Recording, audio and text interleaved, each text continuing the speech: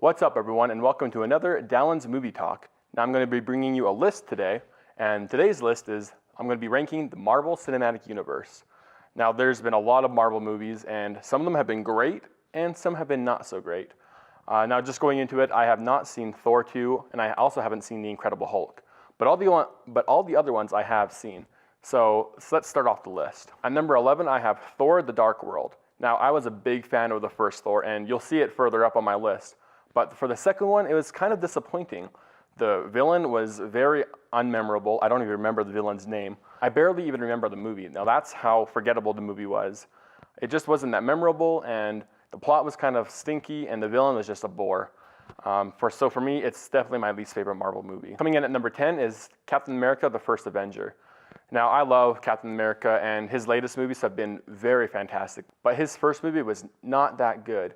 The Captain America character wasn't that interesting, and you can tell in the first Avengers movie, we didn't really have much to care about with his character, and that was because the first Captain America movie wasn't that great. The villain, again, was weak. It had a very anticlimactic ending. I remember watching it and thinking, oh, the movie is over. It kind of just ended. And it didn't really have a really good climactic build-up and then end. It just kind of suddenly in the last scene and it was over. And so for me, the first Captain America movie was just not an interesting movie. Coming in at number 9, we have Iron Man 3. Now, the first Iron Man is absolutely fantastic, and I really like the Iron Man character, but for me, Iron Man 3 was just a little bit of a disappointment, especially after the first Iron Man, and especially after the first Avengers. Now, this was the first movie that came out after the first Avengers, but the third Iron Man just didn't live up to the hype. And so for me, Iron Man just doesn't really live up to the rest of the movies. At number 8, we have Avengers Age of Ultron. Now, the Avengers Age of Ultron had a huge thing to live up to. The first Avengers movie was amazing. And so the Avengers Age of Ultron had a lot of things to live up to, and it just fell short. Ultron was just not an interesting villain. For what they built Ultron up to be, it was just a little bit disappointing when he turned out to be not so much intimidating. James Spader was great as the voice, and there was a lot of great action scenes in it, and there was a lot to enjoy in the second Avengers movie. But it did fall short in a lot of ways, and especially the villain. And so for me, Avengers Age of Ultron ranks in at number 8, because it could have been so much better, but it just wasn't. At number 7, we have Thor. The first Thor. Like I said, I really enjoyed the first Thor. I thought there was a lot of things to like in it. Chris Hemsworth is really good as Thor. He was a really good choice to play Thor. Now, Natalie Portman is also very good. The story is also really good as well. We're also introduced to Loki, who is Marvel's best villain, at least in the movies. Loki is very interesting. You also get where Loki is coming from a lot, and Tom Hiddleston plays Loki very well, and he's very intimidating. Loki is definitely one of the more interesting characters in the Marvel Cinematic Universe. And for me, Thor is a very good time and a very good movie, and it comes in at number 7. Coming in at number 6, now this may surprise you, it's Guardians of the Galaxy. Now, I really like this movie, but I don't love it as much as everyone else does. I think there's a lot of things to like, but I think a lot of people like to overlook some of its flaws, and there are definitely flaws. Once again, and this is going to be a theme you hear a lot throughout this video, is the villain is just very uninteresting. Ronan was not a very interesting villain, and the problem with Ronan is you know that there's a bigger threat out there. You're introduced to Thanos in this movie, and once you're introduced to Thanos, Ronan just kind of goes off to the side, and you don't really care about Ronan. Ronan is just there as the guy that's in front of Thanos, and so you're like, okay, well, Ronan doesn't really matter. The character development is also not very good on some of the characters. You get to learn a lot about Star-Lord, but you don't really get to learn about anyone else. And I would have liked to have learned about other characters, but you're just left with Star-Lord. There are a lot of good things to like. For instance, it's very funny, it's very smart, the story is well told, and it's just a lot of fun. And this is definitely a movie that you can watch again and again. It has a great rewatchability factor, and I think almost anyone can enjoy this movie. And so it comes in at number 6. At number 5, we have AntMan. Now, there's a lot of things that could have gone wrong with AntMan.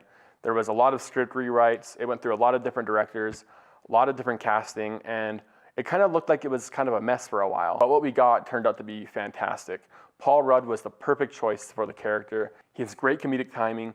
He's a great action star. He's able to pull off the stunts. And the movie is a lot of fun. I really like this movie. It's very enjoyable. I think it's one of Marvel's best standalone movies since Iron Man. And it's definitely a movie that I like to watch again and again. At number 4, we have Iron Man, the first one. Now this movie is the one that kicked off the Marvel Cinematic Universe. The rest of the Marvel Cinematic Universe rests upon the success of Iron Man. And boy, was Iron Man successful. Iron Man was fantastic on all levels. Robert Downey Jr. was the perfect choice for Tony Stark. The story was just so well told. Jon Favreau, the director, really creates this world in such a good way that you're able to believe this world. The villain is very interesting, and the way that the story is told is just really captivating, and it keeps your interest throughout the whole movie. And it really sets up the Marvel Cinematic Universe very well. Coming in at number 3. Now, 3 through 1, it can be interchanged. Like I rearranged the order so many times, and I think I've come up to a final conclusion that I'm satisfied with. And so it might be different for you, but this is my order. So number 3, we have the Avengers, the first one. Now, the whole Marvel Cinematic Universe was really building up to this movie. This whole movie could have been great or it could have been terrible. This was the first movie where all the superheroes are going to be on one screen. This was one of the most anticipated movies of all time, and this movie lived up to the hype perfectly. I can't think of another movie where I was this excited for a movie and it met that expectation. The Avengers hits on all levels. Loki, once again, is a perfect villain. He's an interesting villain, and it's funny throughout. The action scenes are all really well done. It's really well directed, and the story is really well told, and you really get into it. At number 2, once again, these two can flip, but number 2, I have Captain America, the Winter Soldier. Now, going into this movie, like I said, with the first Captain America, I wasn't that interested in the first Captain America, and Captain America really wasn't that much of an interesting character. But Captain America, the Winter Soldier really changed my mind on Captain America. Now, I didn't think anything would be better than the Avengers. I thought we had hit the peak of Marvel with the Avengers. But Captain America, the Winter Soldier really took the Marvel Cinematic Universe in a new level.